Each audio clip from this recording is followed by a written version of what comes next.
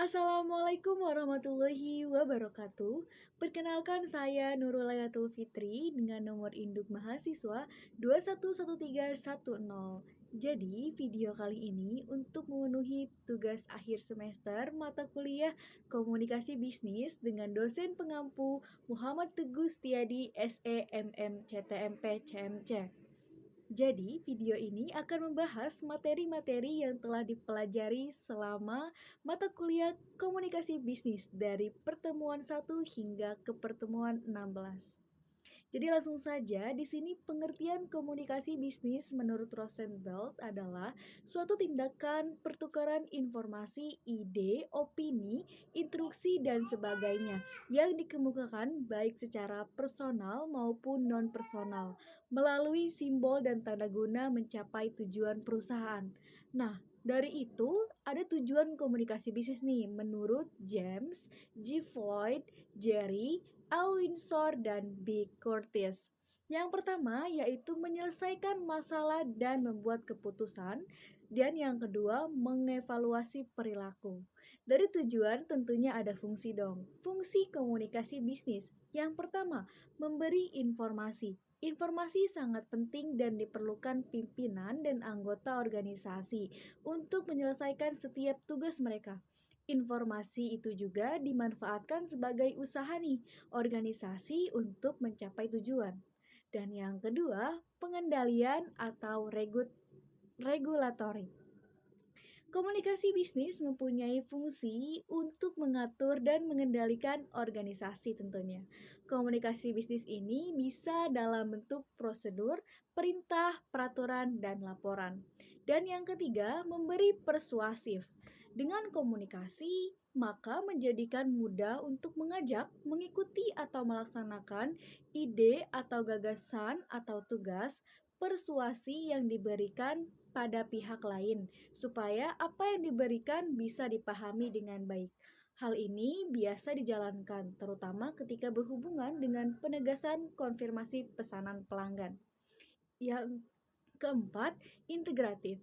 Integratif mempunyai fungsi menjadikan organisasi atau perusahaan berjalan dengan utuh dan terpadu, yang juga di dalamnya fungsi koordinasi dan penjadwalan kegiatan nih, menetapkan saluran informasi dan otoritas dan juga menarik dan melatih setiap karyawan. Mengenai tentang fungsi, tentunya ada bentuk komunikasi bisnis. Yang pertama yaitu saluran komunikasi formal.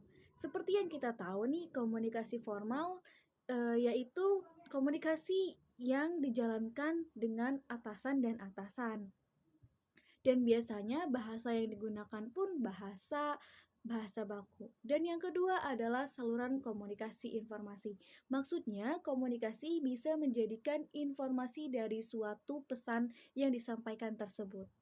Manfaat komunikasi bisnis bagi perusahaan. Mengenai manfaat ini, yang pertama yaitu menjadikan efektif dan menjadi kekuatan perusahaan dalam membangun hubungan dengan para pemangku kepentingan. Komunikasi bisnis yang efektif juga secara tidak langsung membawa manfaat besar dalam bisnis. Dan manfaat ini yang pertama bisa nih, keputusan dapat diambil sesuai target. Jika komunikasinya baik, maka yang disampaikan pun akan menjadi baik kan? Yang kedua, menyelesaikan masalah dengan cepat. Yang ketiga, mendeteksi cepat hal-hal yang berpotensi salah. Yang keempat, meningkatkan produktivitas kerja. Yang kelima, memperkuat hubungan bisnis. Yang keenam, memudahkan persuasi pesan pemasaran. Yang ketujuh, memperbaiki citra perusahaan dan karyawan. Yang kedelapan, membangun loyalitas dan kepuasan kerja karyawan, meningkatkan kepercayaan investor. Nah, berikutnya yaitu mengenai unsur komunikasi. Unsur komunikasi di sini ada 7. Yang pertama yaitu sumber. Sumbernya ini bisa disebut dengan komunikator. Yang kedua yaitu pesan. Yang ketiga yaitu saluran atau media. Yang keempat yaitu penerima atau komunikan. Yang kelima akibat atau pengaruh yaitu yang disampaikan si komunikator tersebut? Apakah berpengaruh ataukah mendapatkan umpan balik? Yang keenam yaitu umpan balik atau feedback. Yang ketujuh yaitu lingkungan. Selanjutnya, bentuk dasar komunikasi. Bentuk dasar komunikasi di sini ada komunikasi nonverbal. Komunikasi nonverbal biasanya dilakukan dengan gerakan tubuh. Seperti jika kita senang, bisa kita mengungkapkan dengan ekspresi ceria. Yang kedua yaitu komunikasi verbal, lisan atau tertulis. Tertulis di sini biasanya tertuang dalam surat atau proposal atau laporan. Yang ketiga yaitu kriteria keberhasilan komunikasi. Di sini, komunikasi dikatakan berhasil jika komunikator, pesan, dan komunikan tersampaikan dengan baik. Maksudnya, ketika si komunikator menyampaikan pesan kepada komunikan dan diterima dengan baik dan mendapatkan feedback, maka itu bisa disebut dengan keberhasilan komunikasi karena sudah mencapai tujuan dan tersampainya pesan. Etika berkomunikasi. Setelah kita membahas tentang komunikasi nih, tentunya ada etika dalam berkomunikasi. Yang pertama, gunakan bahasa yang sesuai atau formal. Yang kedua, pastikan intonasi suara yang jelas untuk menghindari kesalahpahaman. Yang ketiga, antusias dalam berkomunikasi dengan lawan bicara. Yang keempat, jangan bicara arogan karena dapat menyebabkan adanya kesalahpahaman. Yang kelima, berhati-hati dalam menggunakan bahasa tubuh dan juga ekspresi wajah agar tidak menyinggung lawan bicara. Yang keenam, menjaga sikap profesional. Jenis-jenis komunikasi. Yang pertama yaitu komunikasi formal dan yang kedua komunikasi informal. Komunikasi formal biasanya dilakukan antar atasan dan atasan atau pemimpin dan pemimpin. Sedangkan yang kedua yaitu komunikasi informal. Komunikasi informal biasanya dilakukan antar teman atau antar pegawai yang bahasanya tidak menggunakan bahasa baku. Atau walaupun tidak menggunakan bahasa baku tetapi harus menggunakan bahasa yang sopan dan tidak menyinggung. Dari penyampaian saya tadi, kesimpulannya yaitu komunikasi bisnis adalah proses pertukaran pesan atau informasi untuk mencapai efektivitas dan efisiensi produk kerja di dalam struktur dan sistem organisasi atau informasi tentunya. Hambatan komunikasi adalah segala bentuk gangguan yang terjadi dalam proses penyampaian serta penerimaan pesan antar individu yang umumnya disebabkan oleh faktor lingkungan, fisik, maupun psikis dari individu yang terlibat. Oke, berikutnya kita membahas tentang komunikasi bisnis antar budaya. Adalah komunikasi yang digunakan dalam dunia bisnis, baik komunikasi verbal maupun nonverbal, dengan memperhatikan faktor-faktor budaya di suatu daerah, wilayah, atau negara yang sangat erat dengan terciptanya budaya organisasi.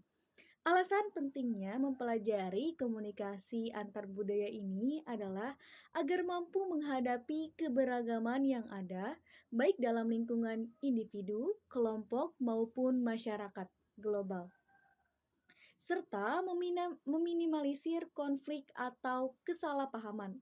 Berikutnya mengenai tentang etika. Pengertian etika menurut Kamus Besar Bahasa Indonesia atau KBBI, etika adalah ilmu tentang asas-asas akhlak, sedangkan akhlak berarti budi pekerti atau kelakuan. Oleh karena itu, dapat disimpulkan bahwa etika adalah ilmu yang mengatur tentang budi pekerti atau tata cara berperilaku.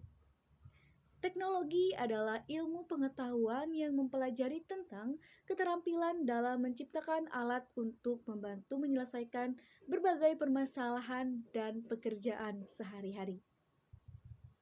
Peran teknologi informasi melalui internet. Pada bisnis teknologi membantu banyak, terutama terkait sistem informasi yang saling berhubungan dengan baik. yang mana sistem informasi ini dibangun atau dirancang untuk mengatasi sekaligus membantu para pelaku bisnis dalam menjalankan bisnis ke arah yang lebih baik dengan memanfaatkan sistem kerja yang efektif dan efisien. Berikutnya kita akan membahas tentang manfaat teknologi informasi dalam bisnis. Yang pertama, mempermudah cara berkomunikasi. Yang kedua, menghemat biaya produksi dan operasional. Yang ketiga, monitoring perkembangan bisnis. Yang keempat, manajemen data, mempermudah dalam pengumpulan data tentunya. Yang kelima, sumber pengetahuan dan informasi. Yang keenam, pendukung aktivitas bisnis yang tidak mengenal waktu. Jadi, kesimpulannya dari pembahasan saya tadi, dari beberapa informasi di atas, maka dapat dikatakan bahwa hubungan bisnis dan teknologi informasi sangatlah erat, seperti bisnis dengan persaingan ketat yang akan mati tanpa teknologi informasi. Sehingga pengaruh teknologi informasi ini terhadap aktivitas dan perilaku organisasi dalam lingkungan bisnis sangat diperlukan. Selain itu, tentunya akan mendukung penerapan sistem informasi agar dapat berjalan dengan baik dan selaras dengan apa yang dibutuhkan oleh manajemen organisasi bisnis itu sendiri. Akan tetapi, manfaat yang sangat banyak diberikan dalam bidang bisnis tidak menutup kemungkinan adanya penggunaan teknologi informasi yang juga dapat disalahgunakan nih dalam hal yang kurang tepat. Oleh karena itu, sebaiknya para pelaku bisnis menggunakan teknologi informasi dengan tepat, bijak, dan sesuai dengan kebutuhan. Berikutnya kita akan membahas tentang surat. Surat adalah suatu sarana untuk menyampaikan pernyataan-pernyataan atau informasi secara tertulis dari pihak yang satu kepada pihak yang lain, baik atas nama sendiri maupun atas nama jabatannya dalam sebuah organisasi, instansi, atau perusahaan. Fungsi surat dalam bisnis berfungsi untuk pembawa pesan-pesan bisnis dari pengirim pesan kepada pihak lain, alat untuk penyampaian pemberitahuan, permintaan atau permohonan, buah pikiran atau gagasan yang berkaitan dengan masalah-masalah bisnis. Berikutnya kita akan membahas tentang proposal nih. Proposal adalah sebuah agenda kerja terstruktur yang tertulis dengan susunan tertentu sebagai sebuah acuan ataupun ajuan untuk melaksanakan sebuah kegiatan atau pekerjaan. Menurut Hadi, proposal yaitu sebuah usulan yang terstruktur berisi agenda kerjasama bisnis antar lembaga, perusahaan yang berisi usulan kegiatan sampai dengan pemecahan masalah. Fungsi proposal yang pertama yaitu dapat digunakan untuk pengajuan kerjasama bisnis kepada perusahaan sasaran. Yang kedua, dapat digunakan untuk mengadakan acara tertentu, misalnya pelatihan, seminar, perlombaan, dan lain-lain. Dan yang ketiga, dapat digunakan untuk melaksanakan penelitian ilmiah. Yang keempat, dapat digunakan untuk mendirikan suatu usaha. Yang kelima, dapat digunakan untuk pelelangan sebuah proyek atau barang. Nah, dari efektivitas proposal ini yaitu ada penelitian, proyek, kegiatan, dan bisnis. Jadi sebelum menentukan atau membuat proposal harus tahu dulu nih tujuan dan sasarannya ini kemana. Yang terakhir, di sini saya akan membahas tentang struktur proposal. Struktur proposal secara umum terdiri dari latar belakang, rumusan masalah, tujuan, manfaat, ruang lingkup, hingga isi proposal. Namun, jika mengacu pada jenis proposal, tentu memiliki struktur masing-masing yang berbeda satu sama lain. Tapi di sini ada struktur proposal bisnis. Yang pertama harus ada judul bisnis, latar belakang, deskripsi bisnis, proses produksi, pemasaran, manajemen usaha, deskripsi finansial, serta penutup. Oke, terima kasih sudah mendengarkan dari awal hingga akhir. Sebelum mengakhiri, di sini saya memiliki satu pantun. Burung dara terbang rendah, burung kenari terbang tinggi. Mohon maaf bila ada kata-kata yang kurang berkenan, jangan diambil hati. Sekian dari saya, Nurul Layatul Fitri pamit. Mohon maaf, mohon mohon maaf. Saya undur diri. Assalamualaikum warahmatullahi wabarakatuh.